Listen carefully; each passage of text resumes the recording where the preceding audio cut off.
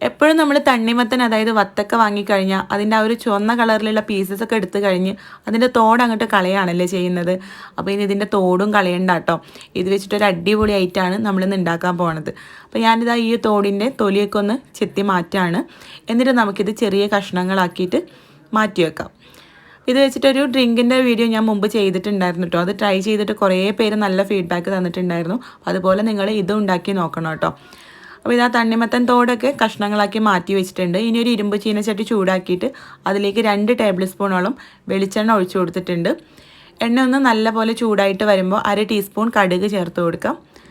കടുകൊന്ന് പൊട്ടി വരുന്ന സമയത്ത് 1/4 ടീസ്പൂൺ ഉലുവ ചേർക്കാം. ഉലുവ ഒന്ന് കളറ് മാറി വരുമ്പോൾ ഇതിലേക്ക് 2 തണ്ട് കറിവേപ്പില കൂടെ ചേർത്തിട്ട് നമുക്കെല്ലാം കൂടെ ഒന്ന് മൂപ്പിച്ചെടുക്കാം. എന്നിട്ട് നമ്മൾ ഇതിലേക്ക് ചേർക്കുന്നത് ഇഞ്ചി, വെളുത്തുള്ളി, പച്ചമുളക് ചതച്ചെടുത്തതാണ് കേട്ടോ. ഇത് വേണമെങ്കിൽ നിങ്ങൾക്ക് ചെറുതായിട്ട് അരിഞ്ഞിട്ടും ചേർത്ത് കൊടുക്കാം.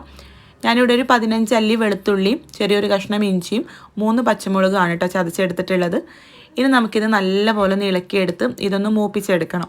ഇത് ചെറുതായിട്ടൊന്ന് കളറ് മാറി വരുന്ന സമയത്താണ് നമ്മളിതിലേക്ക് ബാക്കി ഇൻഗ്രീഡിയൻസ് ഒക്കെ ചേർക്കുന്നത് കേട്ടോ. ചെറിയ തീയിലിട്ടിട്ട് നമുക്കിത് നല്ലപോലെ ഒന്ന് ഇളക്കിയെടുക്കാം. നമുക്കിത് ചെറിയ തീയിലിട്ട് നല്ലപോലെ ഒന്ന് ഇളക്കിയെടുക്കാം. ഈ തണ്ണിമത്തൻ്റെ തോട് വെച്ചിട്ട് നമ്മൾ മുമ്പൊരു ജ്യൂസിൻ്റെ റെസിപ്പി ചെയ്തിട്ടുണ്ടായിരുന്നു കേട്ടോ. അത് കുറേ പേര് ട്രൈ ചെയ്തിട്ട് നല്ല ഫീഡ്ബാക്ക് തന്നിട്ടുണ്ടായിരുന്നു. അപ്പോൾ അതിൻ്റെ ലിങ്ക് ഞാൻ താഴെ കൊടുക്കാം കേട്ടോ. കാണാത്തവരുണ്ടെങ്കിൽ ഒന്ന് കണ്ടിട്ട് ട്രൈ ചെയ്ത് നോക്കണം. അപ്പോൾ ഇതെല്ലാം കൂടെ നല്ലപോലെ മൂത്ത് ഇതൊന്ന് കളറ് മാറി വന്നിട്ടുണ്ട്.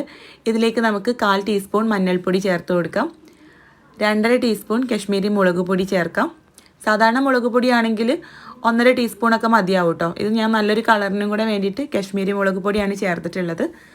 ഇതാ മഞ്ഞൾപ്പൊടിയും മുളക് പൊടിയും ചേർത്തിട്ട് ചെറിയ തീയിലേക്ക് മാറ്റിയിട്ട് നമുക്കിത് നല്ലപോലെ ഒന്ന് ഇളക്കിയെടുക്കാം. ഹൈ ഫ്ലെയിമിൽ തന്നെ വെക്കുകയാണെങ്കിൽ കരിഞ്ഞു പോകും കേട്ടോ. ചെറിയ തീയിലേക്ക് മാറ്റിയിട്ട് നല്ലപോലെ ഒന്ന് ഇളക്കിയെടുത്ത് ഇതൊന്ന് എണ്ണയൊക്കെ ഒന്ന് തെളിഞ്ഞു വരുന്ന ആ ഒരു സമയത്ത് നമുക്കിതിലേക്ക് 1/2 കപ്പ് വിനാഗിരി ചേർത്ത് കൊടുക്കാം. അതായത് സുർക്ക ചേർത്ത് കൊടുക്കാം. ഏകദേശം 1/2 കപ്പോളം സുർക്ക ഞാനിതിലേക്ക് ചേർത്തിട്ടുണ്ട് കേട്ടോ. സുർക്ക ചേർത്ത് നല്ലപോലെ ഒന്ന് മിക്സ് ചെയ്തിട്ട് ആവശ്യത്തിനുള്ള ഉപ്പ് ചേർക്കാം. നിങ്ങൾക്ക് ഇനി നല്ല പുളി വേണ്ടെങ്കിൽ 1/2 കപ്പ് നമ്മൾ വിനാഗിരി എടുത്തില്ലേ, 1/2 കപ്പ് സുർക്കക്ക് പകരമായിട്ട് 1/4 കപ്പ് സുർക്കയും 1/4 കപ്പ് തിളപ്പിച്ചാറിയ വെള്ളം എടുക്കാം കേട്ടോ. ഇത് ആവശ്യത്തിനുള്ള ഉപ്പും കൂടെ ചേർത്ത് നല്ലപോലെ ഒന്ന് മിക്സ് ചെയ്തെടുത്തിട്ടുണ്ട്. ഇനി ഇതിലേക്ക് നമ്മളിവിടെ മുറിച്ച് വെച്ചിട്ടുള്ള തണ്ണിമത്തൻ്റെ തോടില്ലേ അതിട്ടിട്ട് നല്ലപോലെ ഒന്ന് ഇളക്കിയെടുക്കാം. നിങ്ങൾക്ക് വേണമെങ്കിൽ തീ ഓഫ് ചെയ്തിട്ട് ഇട്ടാലും മതി കേട്ടോ. ഇങ്ങനെ ചെയ്യുകയാണെങ്കിൽ നമുക്ക് ഇൻസ്റ്റൻ്റ് ആയിട്ട് തന്നെ കഴിക്കാൻ പറ്റും. പെട്ടെന്ന് അത് ആ ഒരു ചൂടിൽ കിടന്നിട്ട് ഒന്ന് സോഫ്റ്റായിട്ട് ഒന്ന് യോജിച്ച് കിട്ടും. ഇപ്പോൾ 2 ദിവസമൊക്കെ വെച്ചിട്ട് നല്ലൊരു കറുമുറായിട്ട് നമ്മൾ മാങ്ങാച്ചാറൊക്കെ ഇടുമ്പോൾ നല്ലൊരു ക്രിസ്പി ആയിട്ട് ഉണ്ടാവില്ലേ, അപ്പോൾ അതുപോലെ കഴിക്കാനാണെങ്കിൽ ഇത് തണുത്തതിന് ശേഷം ഇതിലേക്ക് ഇട്ട് കൊടുത്തിട്ട് മിക്സ് ചെയ്ത് കൊടുത്താൽ മതി കേട്ടോ.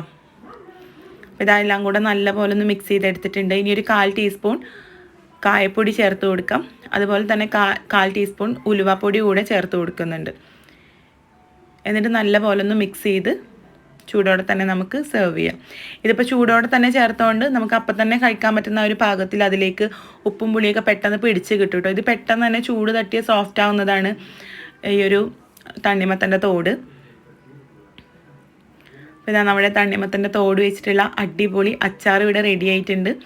അപ്പോൾ ഒരു തവണ ഒന്ന് ട്രൈ ചെയ്ത് നോക്കണം കേട്ടോ. നല്ല ടേസ്റ്റി ആയിട്ടുള്ളൊരു അച്ചാറാണ്. അപ്പോൾ നിങ്ങൾ ഇതുവരെ ഇതുപോലൊരു അച്ചാർ ഉണ്ടാക്കി നോക്കിയിട്ടില്ലെങ്കിൽ ഉണ്ടാക്കി നോക്കുക. ട്രൈ ചെയ്യുന്ന സമയത്ത് ഫീഡ്ബാക്ക് അറിയിക്കാം. അപ്പോൾ നമുക്ക് അടുത്ത നല്ലൊരു വീഡിയോ ആയിട്ട് കാണാം.